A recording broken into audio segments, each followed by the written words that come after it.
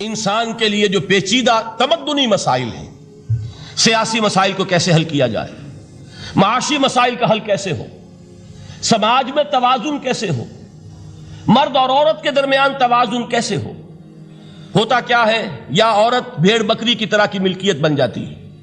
ہمارے ہاں اردو میں جو اس کا محاورہ ہے کہ جوتی کی نوک، یہ اس کی حیثیت ہو جائے گی، یا دوسری طرف عورت کلوپیٹرا بن کر قوموں کی قسمتوں سے کھیلے گی۔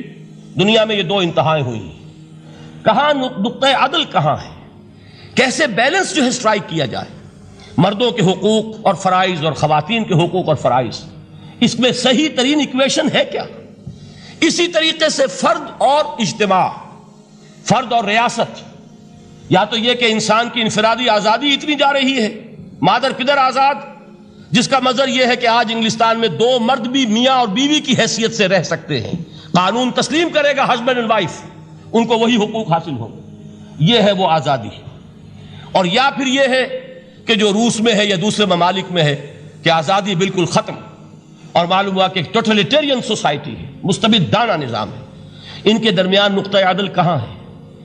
اسی طرح سرمایہ اور محنت، اگر ذرا سا سرمایہ کو چھوٹ ملتی ہے، وہ مزدور کا خون چوستا ہے اور اس کا حق اس کو نہیں دیتا۔ اقبال نے بہت خوبصورت انداز میں کہا ہے کہ خواجہ از خون رگے مزدور سازد لال ناب، از جفائے دہ خدایاں کشت دہ کا نا خراب۔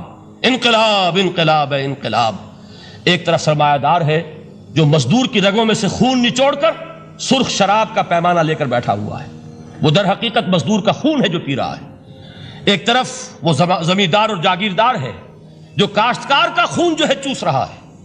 تو یہ انتہا ہے، اور یا یہ ہے کہ اگر ذرا آپ مزدور کو یا اس کارکن کو تھوڑا تحفظ دیجئے تو وہ کام نہیں کرتا۔ ہمارے ہاں پچھلے دور میں یہی ہوا تھا، میں یہ برملا کہتا ہوں، آج بھی آپ کے سامنے کہہ رہا ہوں کہ بھٹو نے واقعہ یہ بہت بڑا کارنامہ سر انجام دیا تھا۔ اس نے مزدور کو ایک سیلف ریسپیکٹ دی تھی، کاشتکار کو اپنی عزت کا احساس دیا تھا کہ میں بھی انسان ہوں، میرے بھی حقوق ہیں، لیکن نتیجہ اس کا نیگیٹو نکلا، مزدور نے کام کرنا چھوڑ دیا، معیشت کی گاڑی ختم ہو گئی۔ وہ چیز کہ جو متوازن ہو، جس میں مزدور کو اس کا حق مل رہا ہو اور پسینہ خشک ہونے سے پہلے اس کی جائز مزدوری اس کو مل گئی ہو، جس میں کہ انسان کسی سرمایہ دار کی رعیت بن کر نہ رہ جائے۔ دوسری طرف یہ کہ سرمایہ کے لیے بھی جو اس کا صحیح ہے کہ اس کو انسینٹیو ملے، وہ میدان میں آئے، اس کے اندر رسک لینے کے جو ہے وہ صلاحیت پیدا ہو۔ ان دونوں چیزوں کو کیسے متوازن کیا جائے؟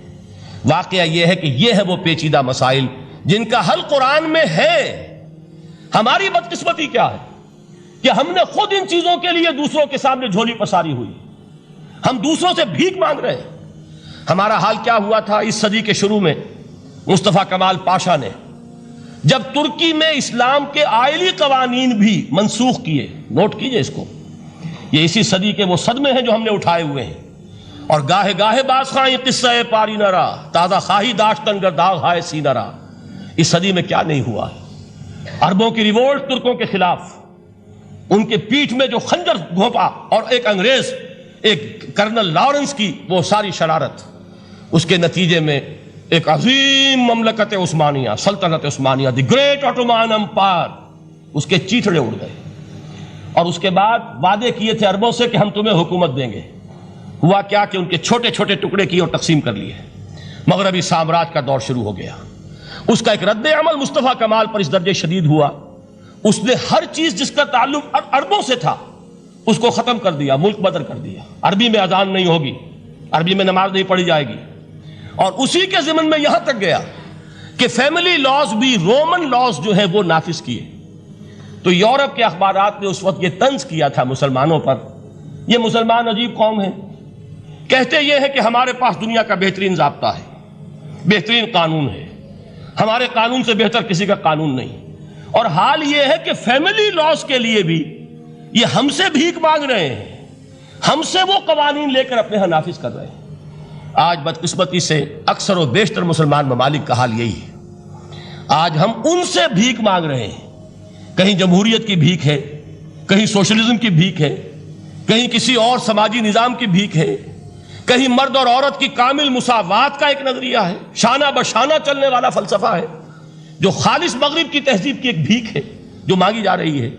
کاش کہ آج قرآن کے اس اصل اعجاز کی طرف، جو اس کا اصل معجزہ اس دور کے لیے ہے، میں نے عرض کیا کہ اعجاز قرآنی کا وہ معجزہ کہ وہ فصاحت اور بلاغت کی معراج ہے، وہ یا تو اپریشیٹ کر سکتے ہیں اہل عرب، اور اہل عرب میں سے بھی حقیقت میں وہ جو قدیم جاہلی شاعری کے جاننے والے ہیں جو بہت کم رہ گئے، اب وہ جان سکتے ہیں کہ جب قرآن نازل ہوا تو کیوں زبانیں گنگ ہو گئی تھیں، کیوں کوئی ایک شخص جھوٹ موٹ کو بھی مدعی بن کر نہیں آ سکا کہ یہ میں نے قرآن کی جیسی ایک کتاب یا قرآن جیسی ایک سورت یا قرآن کی طرح کے چند جملے میں نے موضوع کر دیے ہیں۔ لیکن دوسرا پہلو ہے فکر اور فلسفہ، اس کے اعتبار سے جس کا سب سے بڑا ثبوت اس دور میں علامہ اقبال، اور تیسرا پہلو ہے Islamic social sciences, political science, economics, sociology.